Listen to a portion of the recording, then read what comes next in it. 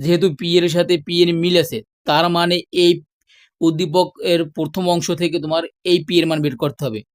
যদি তুমি এসএসসি 26 ব্যাচের একজন পরীক্ষার্থী হও, আজকের এই ভিডিওটি সম্পূর্ণ মনোযোগ সহকারে দেখো, ইনশাল্লাহ তুমি নিজে নিজেই অসংখ্য প্রশ্নের সমাধান করতে পারবা। এবং তুমি মনে রেখো, এই শেষের প্রশ্নটি 100% তুমি যে বোর্ডে শিক্ষিত হও না কেন তোমার পরীক্ষায় আসবে। তাই তোমার উচিত আজকের এই ভিডিওটি সম্পূর্ণ দেখা। আর এই ধরনের ভিডিও তুমি যদি প্রতিনিয়ত পেতে চাও, তুমি আমার চ্যানেলটি সাবস্ক্রাইব করে দিবা। দেখো, প্রথম প্রশ্ন ছিল পি এর মান বের করতে বলা হচ্ছে পি ইকুয়াল √5 + 2। দেখো, পি এর মান বের করতে হলে তোমার উদ্দীপকের সাথে কিন্তু পি এর মিল আছে, কারণ p² -9। যেহেতু পি এর সাথে পি এর মিল আছে, তার মানে এই উদ্দীপক এর প্রথম অংশ থেকে তোমার এই পি এর মান বের করতে হবে। তাই তোমাকে উদ্দীপকের প্রথম অংশ তুলতে হবে। উদ্দীপকে যা ছিল সেটা আমরা তুললাম। এখন দেখো, যেহেতু পি এর মান বের করতে বলা হচ্ছে, তাই তোমাকে এই p² রেখে দিতে হবে। দেখো, এখানে ছিল -9, আমরা সাইড পরিবর্তন করলে সেটা +9 হয়ে যায়। সব সময় খেয়াল রাখবা, যদি তোমার সাইড পরিবর্তন করা হয় তাহলে চিহ্নগুলো পরিবর্তন হয়। এখন কথা হচ্ছে, দেখো এখানে এই প্লাস এই 4√3 এই √5 আমরা বসালাম। আবার পুনরায় তোমাকে এই p² রেখে দিতে হবে, যেহেতু আমরা পি এর মান বের করব। দেখো, এখানে তোমার ছিল 9, আমরা 9 ভাঙিয়ে তোমাকে দুটি সংখ্যা বানাতে হবে, সেটা যেন প্লাস করলে আবার পুনরায় 9 হয়। তাহলে দেখো, এই 5 এর সাথে যদি আমরা এই +4 বসাই তাহলে কিন্তু তোমার 9 হয়। এখন কথা হচ্ছে, তাহলে যা ছিল সেটা তোমাকে বসিয়ে দিতে হবে, ছিল প্লাস এই √5। আশা করি এই পর্যন্ত বুঝতে পারছো। দেখো, এখন তো এরকম রেখে দিলে হবে না, তোমাকে এটা বীজগণিতের সূত্রে ফালাতে হবে।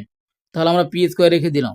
দেখো, আমরা যদি এই 5 এর উপর স্কোয়ার, তার মানে কিন্তু অনেক সংখ্যা হয়ে যায়, কিন্তু সেটা তো আমাদের এখানে ছিল না, তাই আমরা এখানে রুট বসাবো। তাহলে দেখো, এই √² কাটা কেটে গেলে তোমার 5 কিন্তু থাকে, তাহলে কিন্তু সংখ্যার কোনো পরিবর্তন হইতেছে না। এবং শেষে তোমার 4 ছিল, যদি আমরা 2 এর উপর স্কোয়ার দিই তার মানে কিন্তু এখানে তোমার এই 4 হয়। তাহলে একটু খেয়াল করো, এখানে যদি প্রথম অংশকে মনে মনে এ ধরি আর শেষের 2 কে যদি আমরা বি ধরি, তাহলে আমাদের a² এবং b², দেখো বীজগণিতের কোনো সূত্র আছে যে প্রথমে a² শেষে b²?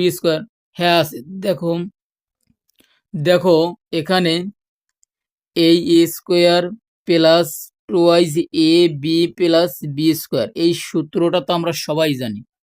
তাহলে আমরা এটার সাথে যদি বিবেচনা করি, তাহলে এই a² আছে, এই b² আছে, তাহলে মাঝখানে আমাদের প্রয়োজন এই 2ab।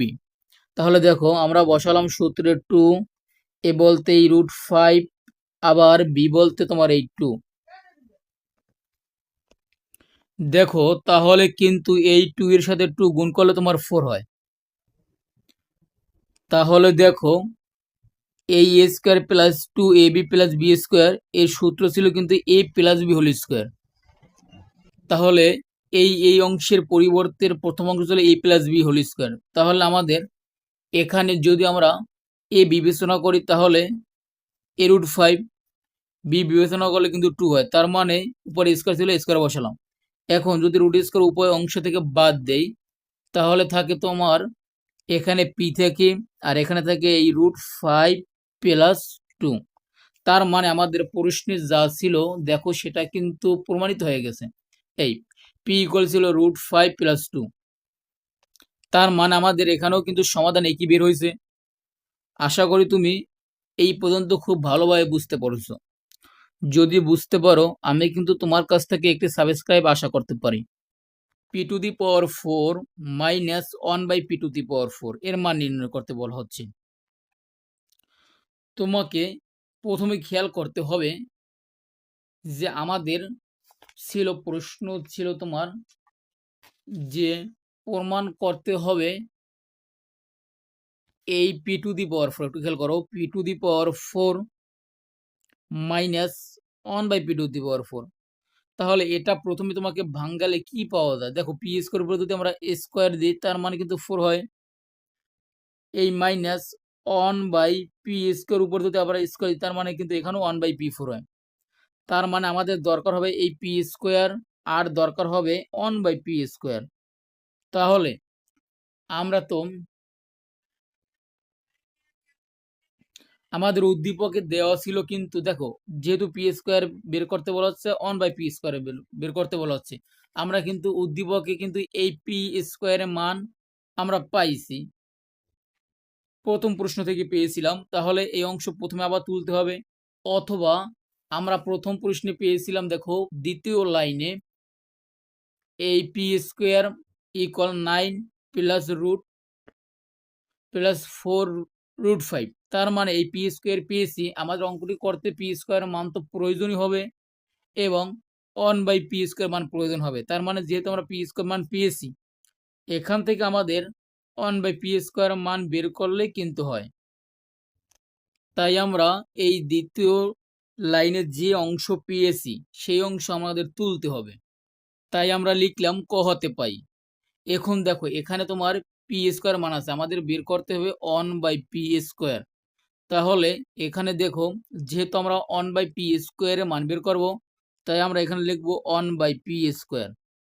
এখন দেখো তোমার কাজ হচ্ছে উপরে ছিল 1 তাই আমরা 1 বসিয়ে দিলাম, এবং নিচে ছিল পি স্কোয়ার তাই আমরা পি স্কোয়ার মান বসিয়ে দেবো 9 প্লাস এই 4√5। এখন দেখো যেহেতু আমরা 1/p স্কোয়ার মান বের করবো তাই আমাদের এই অংশ লেখার দরকার নেই। দেখো আমাদের আসছে 9 প্লাস 4√5, তাহলে এখানে যা আসছে তোমাকে সেটা আবার লিখতে হবে। তাহলে এই 9 প্লাস 4√5, যেহেতু প্লাস আছে তাহলে তার বিপরীত সাইন হচ্ছে 9 মাইনাস √5। তাহলে এই অংশ দ্বারা উপরেও তোমার লিখতে হবে, উপরেও লিখতে হবে এই 9 মাইনাস এই 4√5। এখন দেখো উপরে তুমি যদি অন দিয়ে কোনো সংখ্যারে গুণ করো তাহলে কিন্তু যা আছে ভাই সেগুলো আবার বসাতে হবে, কিন্তু এখানে দেখো 9 কিন্তু দুইটা, তার মানে আমরা যদি এখানে 9 এর উপর স্কোয়ার দিই তার মানে দুইটা বুঝায়। এই প্লাস মাইনাস মাইনাস এই 4√5 কিন্তু দুইবার আছে, তাই আমরা এই 4√5 আমরা দুইবার বসাবো। এখন দেখো উপরে যা আছে সেটা তুমি লিখো, তাহলে এই 9 4√5 নিচে কিন্তু 9 দুইবার গুণ করলে কিন্তু 81 হয়, আর এখানে 4 দুইবার গুণ করলে তোমার হয় কিন্তু এই 16, আর রুটে স্কোয়ারে বাদ যে তাহলে থাকে তোমার এই √5, তার মানে এখানে হয় 80। আবার দেখো এই 4 উপর স্কোয়ার আছে তার মানে 4 দুইবার গুণ করলে তোমার 16 হয়, এই রুট স্কোয়ার বাদ থাকে 5, তাহলে 16-র সাথে আমরা 5 গুণ করলে তোমার 80 হয়, তার মানে এই 80। দেখো উপরে যা আছে পুনরায় সেগুলো লিখে দিবা, তাহলে আমরা লিখে দিলাম। এখন 81 থেকে যদি আমরা 80 মাইনাস করি তাহলে থাকে তোমার 1 দিয়ে কোনো সংখ্যা বের করলে তোমার সেই সংখ্যাটাই হবে, তাহলে এই 4√5। এখন দেখো আমরা পি এর মান অর্থাৎ পি স্কোয়ার মান পেয়েছিলাম এই 9 প্লাস 4√5, কিন্তু 1/পি স্কোয়ার মান পেয়েছি কিন্তু আমরা এই 9 মাইনাস 4√5। আশা করি এ পর্যন্ত বুঝতে পারছো যে পি স্কোয়ার মান পেলাম আমরা এই প্লাসের মান, আর 1/পি স্কোয়ারের মান পেয়েছি এই মাইনাসের মান। এখন আমাদের এই p⁴ মাইনাস 1/p⁴ এর মান বের করতে বলা হচ্ছে, তাই এই অংশ তোমাকে প্রথমে তুলতে হবে। যেহেতু আমাদের প্রশ্ন ছিল এই p⁴ মাইনাস 1/p⁴। এখন দেখো এটা আমরা যদি বাঙ্গিয়ে করি অর্থাৎ সূত্রের মাধ্যমে করি তাহলে পি স্কোয়ার সাথে উপর স্কোয়ার, আর এখানে 1/পি স্কোয়ার উপর যদি আমরা স্কোয়ার দিই তার মানে 4 বোঝায়। এখন এখানে যদি আমরা এ বিবেচনা করি এখানে বি বিবেচনা করি তাহলে সূত্র পরে একবার প্লাস একবার মাইনাস, তাহলে একবার প্লাস এই পি স্কোয়ার প্লাস 1/পি স্কোয়ার, আবার এই পি স্কোয়ার মাইনাস 1/পি স্কোয়ার। তাহলে এই এই অংশ করতে কিন্তু আমার এই দুইটা মানের প্রয়োজন, একবার প্লাসের মান আর একবার মাইনাসের মান। তাই আমরা এখন এই পি স্কোয়ার মান পেয়েছি 1/p² - e, তাহলে এই দুইটা মান প্লাস করবো একবার আর মাইনাস করব একবার। এখন আমরা এই p² প্লাস 1/p² মান বের করব। তাহলে দেখো এই p² মান পেয়েছিলাম আমরা যে 9 প্লাস এই 4√5, মাঝখানে আছে প্লাস, আমরা বসালাম প্লাস 1/p² মান পেয়েছিলাম আমরা এই 9 মাইনাস এই 4√5। এখন এই প্লাসে মাইনাসে কাটাকাটি করলে দেখো হয় কিন্তু তোমার এই 9 আর 9 প্লাস করলে হয় তোমার 18। এখন যেহেতু আমাদের দুই অংশ প্রয়োজন, প্লাসের মান এবং মাইনাসের মান, তাই আমরা এখন মাইনাসের মান বের করব। সুতরাং এই p² মাইনাস 1/p² মান বের করব। দেখো p² পরিবর্তে এখানে যে মান বসিয়েছিলাম আমরা সেটাই বসিয়ে দিব। এই মাইনাস আমরা বসালাম মাইনাস 1/p² পরিবর্তে আমরা বসাবো এই 9 এই মাইনাস 4√5, কিন্তু এই মাইনাস থাকার কারণে এই মাইনাসটা তোমার প্লাস হয়ে যাবে। এখন এই -9 + 9 কাটাকাটি, তাহলে দেখো ফলাফল হয় কত? ফলাফল হয় এই 4√5 এবং 4√5, যেহেতু 4 আর 4 প্লাস করলে তোমার হয় 8 আর এই √5। আশা করি এই অংশ বুঝতে পারছো। দেখো আমাদের প্রশ্নে যা ছিল, প্রশ্ন ছিল এই p⁴ মাইনাস 1/p⁴ এর মান, তাই আমাদের এই অংশ প্রথমে তুলতে হবে। তাই লিখতে হবে প্রদত্ত রাশি, প্রদত্ত রাশি। দেখো প্রশ্ন ছিল p⁴ মাইনাস 1/p⁴। তাহলে দেখো এই p² উপর যদি আমরা স্কোয়ার দিই তার মানে কিন্তু 4 হয়। এখন মাইনাস 1/p² উপর যদি স্কোয়ার দিই তার মানে কিন্তু 4 হয়। তাহলে এটাকে যদি তুমি a বিবেচনা করো, এখানে যদি b বিবেচনা করো, তাহলে সূত্র হয় a² মাইনাস কিন্তু b²। তাহলে দেখো a² এই মাইনাস b² সূত্র ছিল a প্লাস b এবং a মাইনাস b। দেখো তাহলে এখানে a প্লাস b বলতে তোমার কি এই p² ধরছিলাম, তাহলে p² এই প্লাস বির মান ধরছিলাম 1/p², আমরা বসালাম 1/p²। এখন আবার এর মান ধরছিলাম এই p² মাইনাস বির মান ধরছিলাম 1/p²। তাহলে দেখো এখানে সুবিধা আছে কি তোমার, যে আমরা এই দেখো p² মাইনাস 1/p² মান পেয়েছি আমরা 8√5, তাই এখানে আমরা এই অংশের পরিবর্তে বসে দেবো 8√5। এখানে তোমার আছে গুণ, বসিয়ে দিলাম গুণ। এখন প্লাসের মান দরকার, তাহলে প্লাসের মান দেখো উপরে পেয়েছিলাম 18, তাহলে আমরা এখানে বসিয়ে দেব এই 18।